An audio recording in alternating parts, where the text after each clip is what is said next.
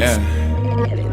27 hearts beat. I want it, I need it, I got it. I feed on this mind, collect a deposit. My rhymes in the trunk of my brain is Ferrari. Drive it, I swerve it, got pink like a Barbie. No killer cam, start spinning like that ceiling fan. Oh man, you doing the most.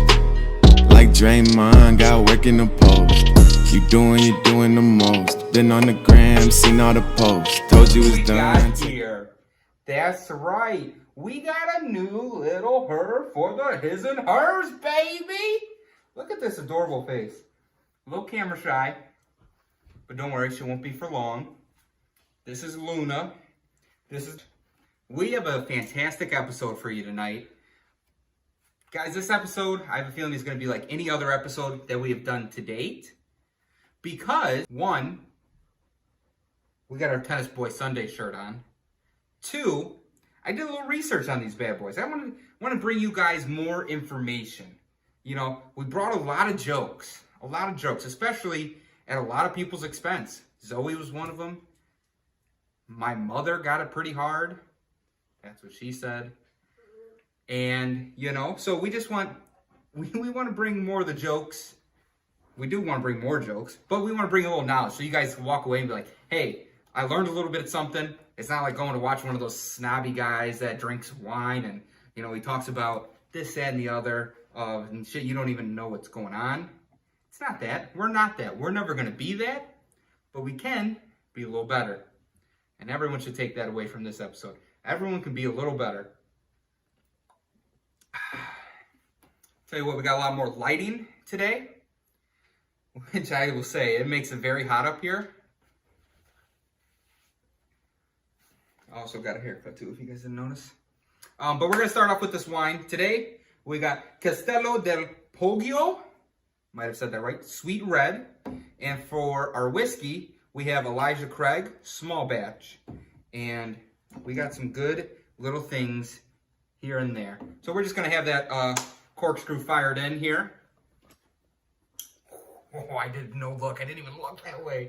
Holy cow. Oh my God, I'm sure someone I know for a fact, someone watches these videos and every time that corkscrew comes in, panic. It's just panic. I know someone does it. That's why we do it. I forgot. I knew it going into the episode. I made a mistake. We didn't need the corkscrew today because we got a twist off. We got a twist, maybe? Yeah, we got a twist off. Okay. Yeah. So, I jammed that in there for no good reason. But yeah, we went with a little bottle today. We're going to be doing a little bit of smaller bottle actions. You know, we want to make sponsorship money still run a little bit. So. All right. So this is a sweet red wine. Kind of like the sweetness of a Moscato mixed with a red wine. It's a sweet red blend.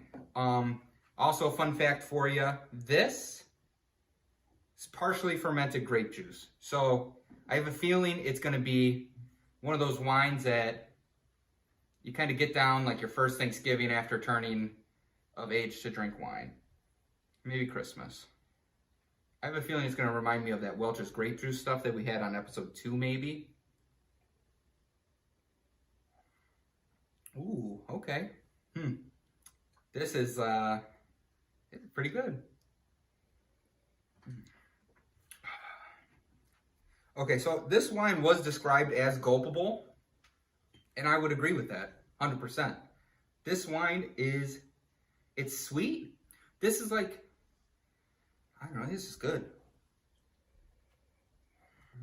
We don't get too many ringing endorsements on his Hers Wines Whiskeys here, but this one, for being a little bottle that we just got at it's actually at the supermarket, if people still go to those, aka your grocery store that's local. And we got this little bottle, I think it was like $4 or $5. I think regular size bottle, $10. Very delicious. This is a wine I would recommend. And yeah, it's gulpable for sure. Definitely, I would say a 7 out of 7. Like, if you're getting into wine, I would definitely recommend trying this. See, I do the smell thing. We're still working on those skills. But it don't smell like I don't know. It's tough. It's tough to say. It don't smell like Moscato. Obviously, there's red mixture in there, so it's not going to. But man, this sweet red. I'm gonna drink this whole thing. Man, it's good. So it is made in Italy. The company is located in Florida, I believe. I did find that out when I was doing my research. So fact check me if you want, please do. But this wine was also described as spensieratezza or something like that, which means livelihood or carefreedness. Which, when I drink this, I do get that feeling of carefreedness. Like, the whole world could be burning to the ground in 2020. And if I'm sipping this wine, it's not 2020. The world's not burning to the ground. I tell you what, that is good. That is good. 7.8, I believe, is what I scored this. Place where I would drink this, I would say this. If you are having like your worst day imaginable, crack open a little bit of this sweet red from Castello di Poggio. Poggio, I don't know. Italy, Italian, not my language. But we're going to transition a little bit here to the Elijah Craig. Elijah Craig. Okay, you thought the first part was long. The second part is going to get a little more long, but I think a little more interesting as well. So, I'm going to be honest. I'm going to put this away because I don't need the palate cleanser because we have this wine, which is delicious. All right, Elijah Craig. This is what we got. Small batch Kentucky straight bourbon. Elijah Craig, father of bourbon. Father of bourbon, really? Are you saying like you're the father of bourbon? Like, hey, this is the best bourbon imaginable? I don't think so, because I did a little research. Elijah Craig was actually a preacher man, a reverend, if you will. And you know what? He was a reverend that liked to brew whiskey. Brew whiskey? Make whiskey? How do you say that? Distill? Distill whiskey. He probably distilled it. Didn't brew it. Didn't make it. He distilled it. As the old story goes, he had an accident with his barrels. And they all caught fire. But he decided to use those barrels. And he made burnt barrel type of thing, which I guess is now how most whiskeys are made today.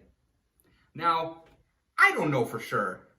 But if I had to guess, there's probably only one way that fire could have started. And this is how it is. He's a preacher man, obviously. He's drinking the blood of Christ. Who do you think came down to him? In the form of burning barrels. Not a burning bush.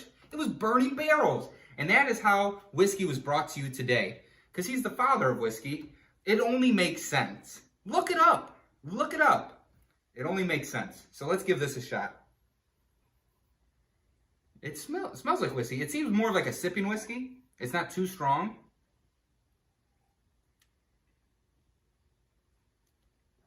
Give it the old Tennessee chew, I think that's what they call, or Kentucky chew. It's where you swish it around your mouth and hit all the notes, like you're chewing on the whiskey. That's an actual thing.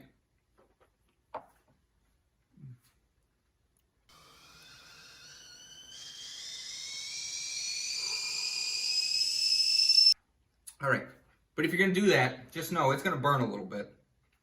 And so we got this. It's a little bit of a more sipping whiskey. We talked about how he met God in the burning barrels. This whiskey, you know, if I had to drink it, not had to drink it, I enjoyed it a little bit. I would give it probably give it a 7.5, to be honest. It's good. It's sippable. You can sip it by yourself or by itself. Yeah, you can do it by yourself too. Whatever. It's not something that is major kills on the throat and the nostrils, which I think is good. I think is what you look for if you're joining us along this journey of wines and whiskeys and learning as we learn, because essentially that's what it's all about. So, Elijah Craig, good whiskey. I rated it a 7.5. Like the bottle, this small bottle, very good, very solid, very delicious. Place where I would drink this Elijah Craig. I'm gonna get burned by a lot of people for saying this, but after hearing that story, don't you just want to sip on some in church right after the blood of Christ? That's not where I know I want to drink it. I'm kidding. Anyways, we're moving on to our next thing. As you know, that we know, that you know what is coming up. We said no, my lord, But you know what? It's like a bad ex-girlfriend or something that, you know, maybe she manipulated you a lot. And then you keep going back to her for no reason. You don't know why, but you should just move on with your life. But you don't. So, here's to the toxic women in people's lives. Not in my life no more. You remember that pretty girl in the last episode of season 1? Let's say the cat's in the bag.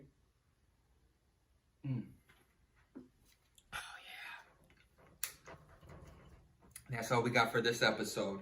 It's a party! Hey! I tell you what, if I do them sober, I think I do them better. But that was good.